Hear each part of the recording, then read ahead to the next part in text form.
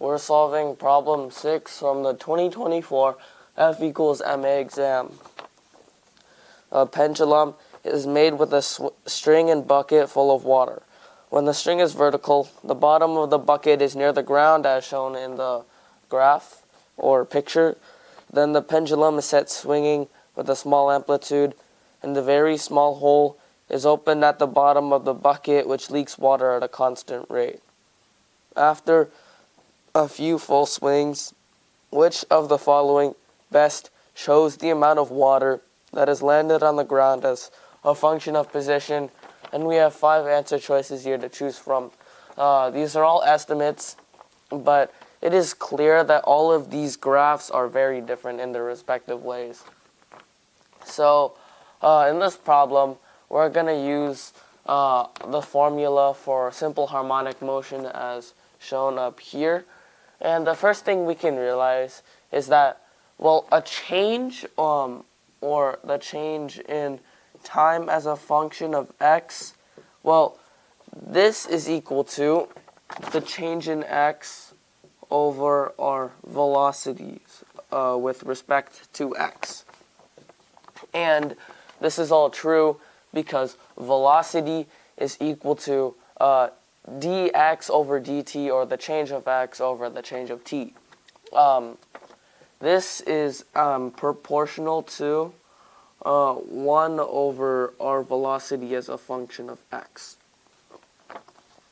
Since the graphs show it shows the amount of water that has landed on the ground as a function of position, we know that time also has to be a factor, because even though it's swinging, time still goes on, even though like the graph remains the same. So we know that first we want to solve for the change in our time by solving this equation for v, which we can actually do. Now, first thing we can do is we can just cross off all of these 1/2 and then isolate this mv squared, and then factor out the k here. So this is going to be k times a squared minus x squared equals mv squared.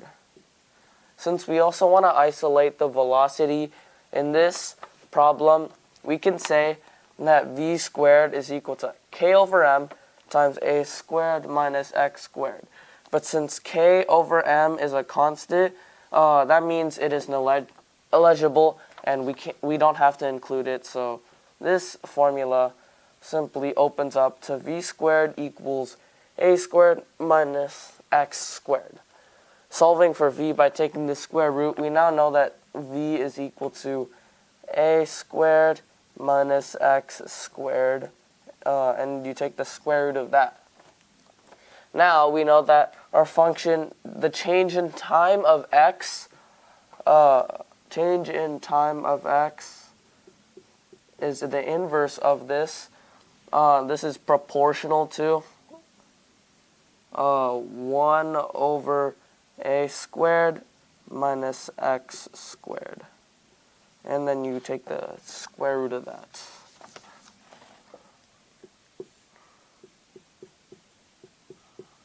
Okay. Now we want to find a graph that looks like this. And, well, we see here that when the x's are at a minimum small value compared to the a, or a large value, it curves up. That leaves us with choices B and C. Well, B is just a straight line, but we know that is not true since the bucket does not swing in straight lines. So therefore our answer is going to be C, where it curves up on the high and gradually curves down and curves back up again.